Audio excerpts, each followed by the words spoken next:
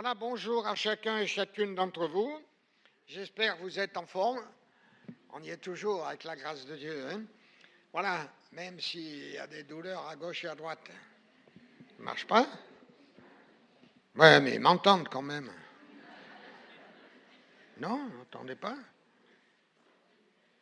Bon, alors, avant d'ouvrir la parole de Dieu avec vous et de la partager, je voudrais vous rendre un témoignage. Parce que c'est toujours intéressant de dire ce que Dieu fait pour nous. Il ne faut jamais avoir peur de dire aux gens ce que Dieu a fait pour nous. Chaque jour, un chrétien, quel qu'il soit, fait des expériences avec Dieu, dans des petites choses, des grandes choses, dans tous les domaines. Alors quand on a une personne devant soi qui ne connaît pas le Seigneur, ben, on lui dit un peu ce qu'on a vécu avec lui. Et voilà, lundi matin, ma femme et moi, on partait faire des courses à plan de campagne. Le ciel était bleu, le soleil brillait. Là aussi, c'était pareil. Le ciel était bleu, le soleil brillait. Et on roulait. Et d'un seul coup, clac! La voiture s'est arrêtée pile. Et ma femme me dit, qu'est-ce qui arrive, chérie? Alors moi, comme je suis au courant de ces incidents, avec tous les appareils modernes qu'on a, il y a toujours une panne un jour ou l'autre. Que ce soit avec le frigo, l'ordinateur, la voiture, il y a toujours une panne. Bon, j'ai dit, écoute, on a cassé l'embrayage. Ah, elle me dit, c'est grave ça? Ah ben j'ai dit, on ne va pas plus loin. On est là, on y reste. Alors elle dit, qu'est-ce qu'on va faire? Ben, je lui ai dit, on ne va rien faire. Tu vois où on est tombé en panne? Juste devant le garage d'Écrou. Mais juste devant, hein? Pas 5 mètres avant, ni 5 mètres après, devant. Voilà. Mais bien sûr, parallèle à la route. Voilà. Alors, je regarde et je vois un pauvre malheureux, là, enfin un pauvre malheureux, un innocent qui s'est trouvé là au mauvais moment et au mauvais endroit pour lui, mais au bon moment et au bon endroit pour moi. Alors, je le prends par l'épaule, gentiment, bien sûr, et je lui dis, monsieur, vous pouvez m'aider à pousser ma voiture là jusque sur les places de parking qui sont signalées, quoi. Ben, j'étais parallèle sur la route, parallèle au bord de la route, quoi. Il m'a dit, oui, je vais vous aider. Alors, il s'est mis lui-même près de la voiture, il a pris le volant contre la portière, moi j'ai poussé derrière. On a même oublié de faire descendre ma femme. Le poids était augmenté, voilà. Alors, on a poussé la voiture et on l'a laissée au garage. Et maintenant, le garage, il s'en occupe. Quand elle sera réparée, ils vont me téléphoner. Et voilà, et j'irai la chercher. Bon, en attendant, j'ai quand même une voiture de dépannage. Parce que la vie continue. Et des fois, il y a des courses à faire, il y a des choses à faire dans la vie. Voilà, donc le Seigneur est fidèle, je voulais vous dire ça, ouais, c'est tout simple, mais c'est réel. Dieu est un Dieu pratique. Et lui, c'est un excellent mathématicien, vous voyez, il a calculé pile avec toutes sortes d'équations que la voiture, elle s'arrête là, juste devant l'écran. J'aurais pu tomber n'importe où en panne. C'est que des fois, quand vous tombez en panne sur une route ou une autoroute, c'est pas facile. Voilà, donc c'est un petit témoignage, mais pour moi c'est important. Voilà, c'est la fidélité de Dieu. Alors, on va lire, s'il vous plaît, dans l'évangile de Jean, chapitre 21. On va lire ça en deux parties. Évangile de Jean, chapitre 21, et d'abord du verset 1er au verset 14. Après cela, donc après les événements qui sont décrits dans le chapitre 20, Jésus se montra encore aux disciples sur les bords de la mer de Tibériade. Et voici de quelle manière il se montra. Simon-Pierre, Thomas, appelé Didyme, Nathanaël de Cana en Galilée, les fils de Zébédée et deux autres disciples de Jésus étaient ensemble. Simon-Pierre leur dit, « Je vais pêcher. » Ils lui dirent, « Nous allons aussi avec toi. » ils sortirent et montèrent dans la barque. Tu peux me le monter, s'il te plaît, là. Merci bien.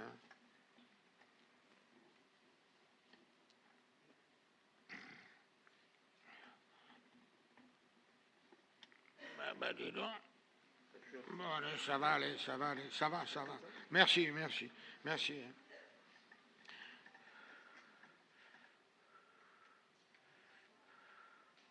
Donc on reprend au verset 3. Simon-Pierre leur dit, je vais pêcher. Ils lui dirent, nous allons aussi avec toi. Ils sortirent et montèrent dans une barque. Et cette nuit-là, ils ne prirent rien.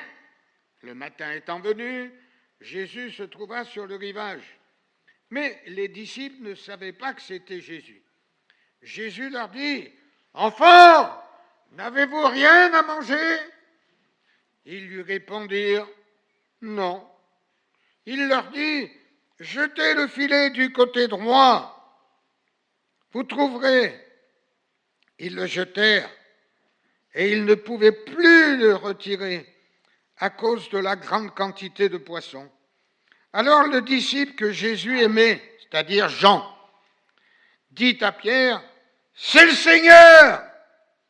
Et Simon-Pierre, dès qu'il a entendu que c'était le Seigneur, mit son vêtement et sa ceinture, car il était tout nu, et il se jeta dans la mer. Les autres disciples vinrent avec la barque, tirant le filet plein de poissons, car ils n'étaient éloignés de terre que d'environ 200 coudées. Lorsqu'ils furent descendus à terre, ils virent là des charbons allumés, du poisson dessus et du pain. Jésus leur dit, apportez des poissons que vous venez de prendre. Simon-Pierre monta dans la barque et tira à terre le filet plein de 153 grands poissons. Et quoi qu'il y en eût tant, le filet ne se rompit point. Jésus leur dit, venez, mangez.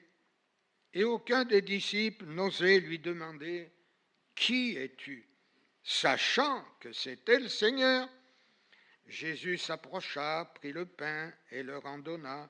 Il fit de même du poisson. C'était déjà la 3e fois que Jésus se montrait à ses disciples depuis qu'il était ressuscité. Voilà, la scène, elle est très simple. Nous avons donc là en tout 8 personnages, mais 2 principaux, Jésus d'un côté et Pierre de l'autre. C'est les 2 personnages principaux. Et Jésus est donc mort il y a quelques jours ou quelques semaines. Le texte, on ne peut pas le situer avec précision par rapport à la mort et à la résurrection de Jésus, mais en tout cas, là, il est ressuscité des morts, puisque c'est déjà la 3e fois qu'il se présente à eux. Et il les a vus, vous voyez, désœuvrés. Alors, je pense que dans le ciel, à un moment, il a dit, écoute, mon père, à Dieu son père, il lui a dit, père, je vais descendre un peu là, sur la terre, voir ces pauvres malheureux, là, je vois qu'ils n'ont pas le moral, ça ne va pas du tout, ils sont complètement perdus, parce que je ne suis plus avec eux. Alors voilà, il est descendu, comme un simple homme, voilà. Et la Bible nous dit qu'ils ne l'ont pas reconnu. Pourtant, il n'avait pas changé, il était toujours le même. Et ce n'est pas parce qu'il avait un corps glorifié qu'il avait changé. S'il était blond avant, il était toujours blond. S'il était grand et maigre, eh bien, il était toujours grand et maigre. C'était toujours le même Jésus. Il connaissait très bien son visage. Mais la Bible nous dit qu'ils étaient empêchés de le reconnaître. Pourquoi ils étaient empêchés de le reconnaître? À cause de leur incrédulité, de leur déception, ils étaient là malheureux. Voilà, ce Jésus qu'ils avaient côtoyé pendant 3 ans environ, voyez, et qu'ils avaient entendu prononcer des paroles extraordinaires qui descendaient au fond de leur cœur, qui leur faisaient du bien, qui les remplissaient de joie, qui les remplissaient d'espérance, qui leur donnaient un but, voyez.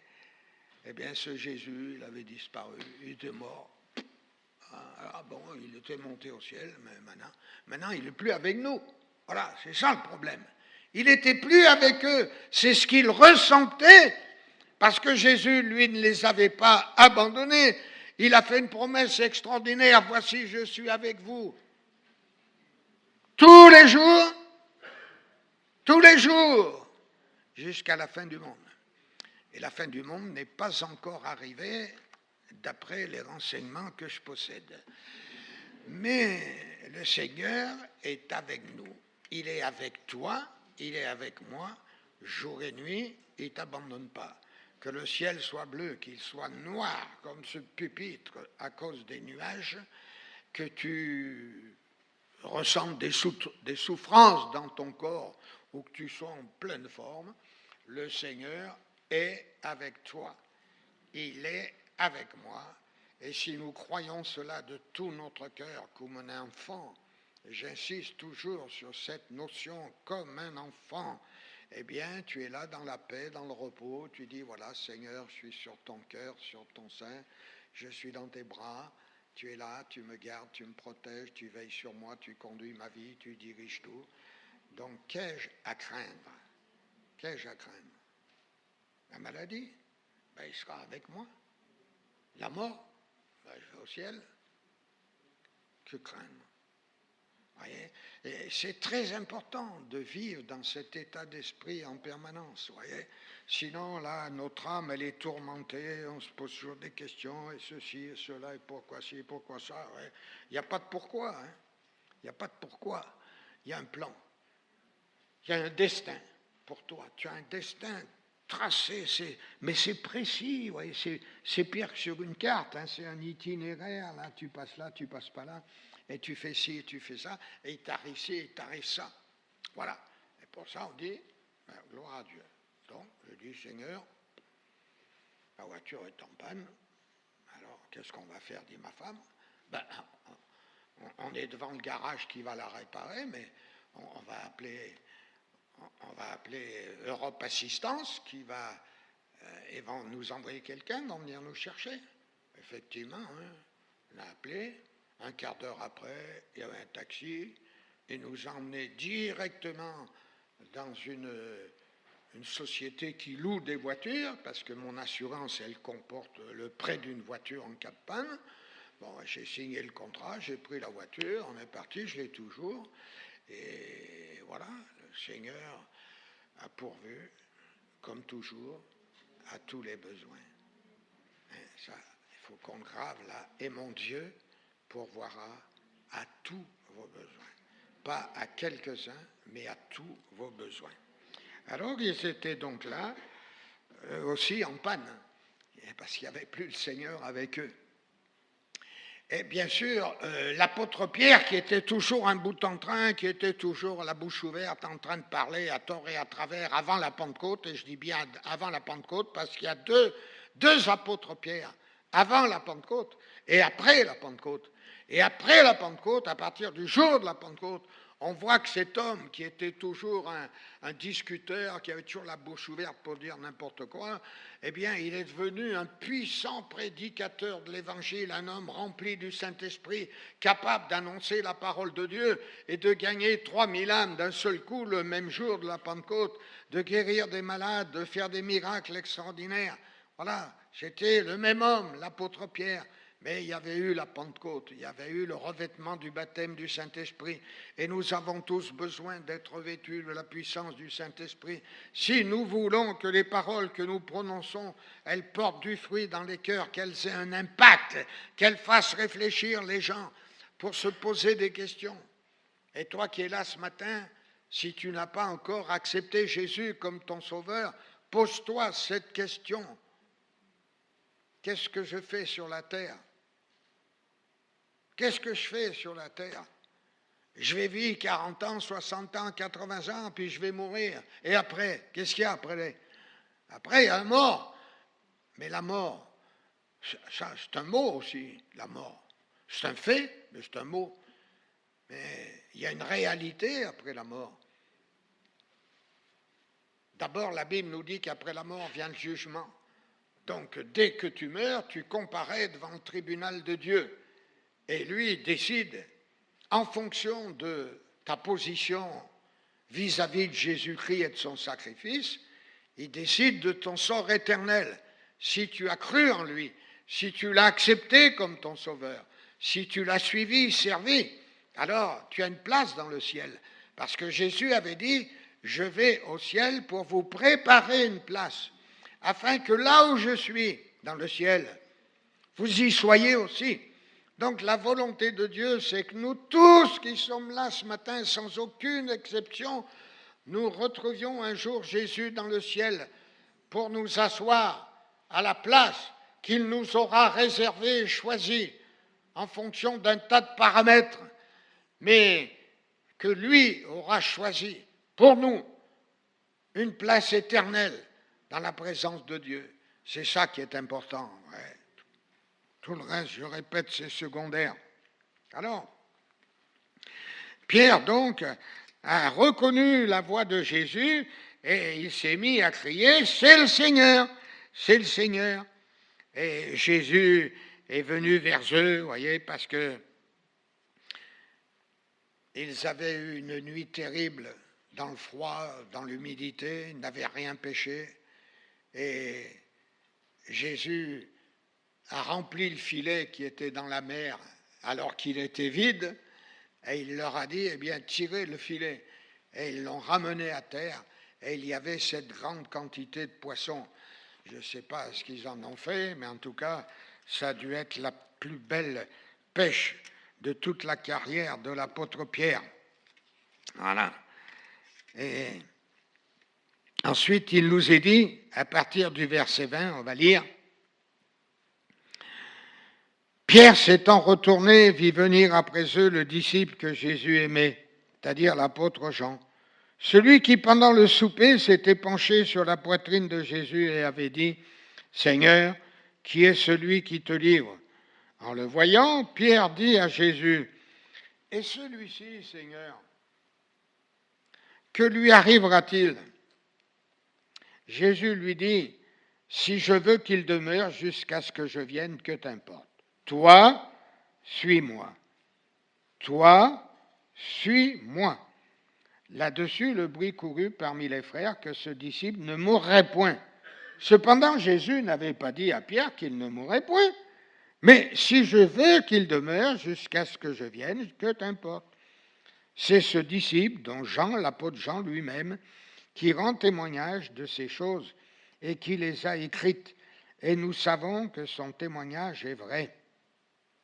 Jésus a fait encore beaucoup d'autres choses. Si on les écrivait en détail, je ne pense pas que le monde même pourrait contenir les livres qu'on écrirait. Voilà, heureusement que Dieu nous a fait grâce et que Jean n'a pas écrit tout ce que Jésus a fait et dit, parce que, vous voyez, il faudrait un camion pour transporter la Bible. Tandis que là, c'est un format qui est encore abordable et qu'on peut transporter facilement. Voilà.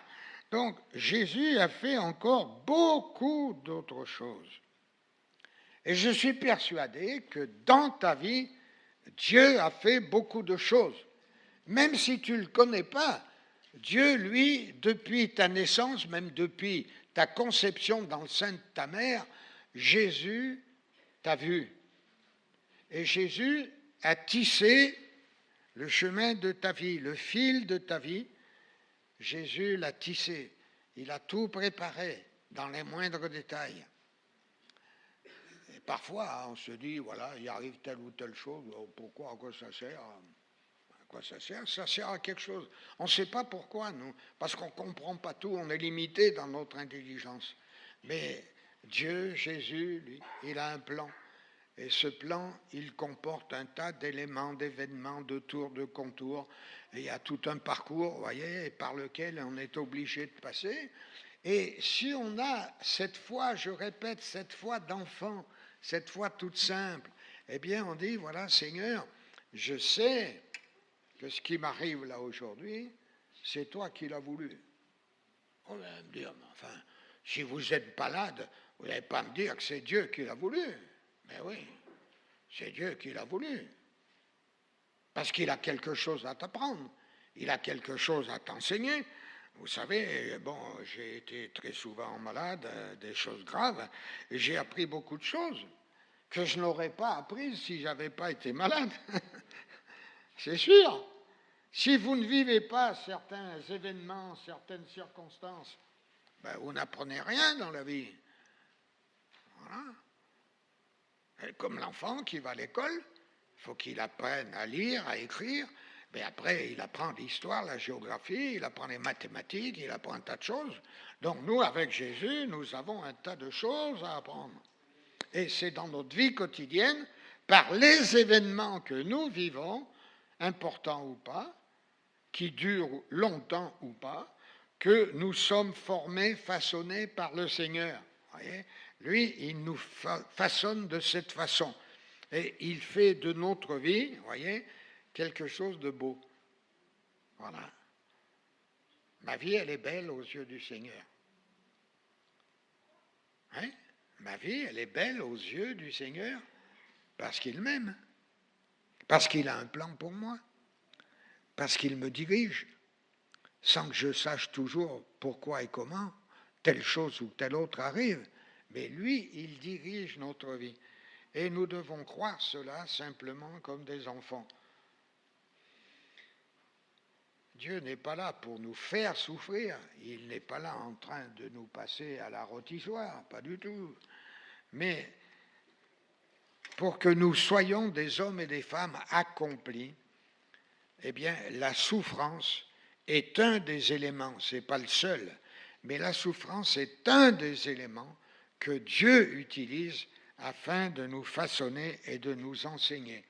Et si nous savons donc lui dire, voilà, Seigneur, je suis entre tes mains, bon, c'est pas marrant, hein, je passe des mauvais moments, je passe peut-être des nuits blanches à souffrir, mais tu es avec moi et je sais que tu as un plan pour moi afin de me faire grandir, de me faire connaître d'autres choses sur ta personne, sur ce que tu es réellement. Ouais. Qui peut prétendre ce matin connaître Dieu à fond? Bien sûr, on le connaît, on sait qu'il est Dieu, on sait que Jésus est le sauveur unique, on sait qu'il a donné sa vie pour chacun d'entre nous, on sait cela. On sait par les Écritures tout ce qu'il a fait, le Seigneur. Mais on ne sait pas par quel chemin il va nous faire passer. Ouais.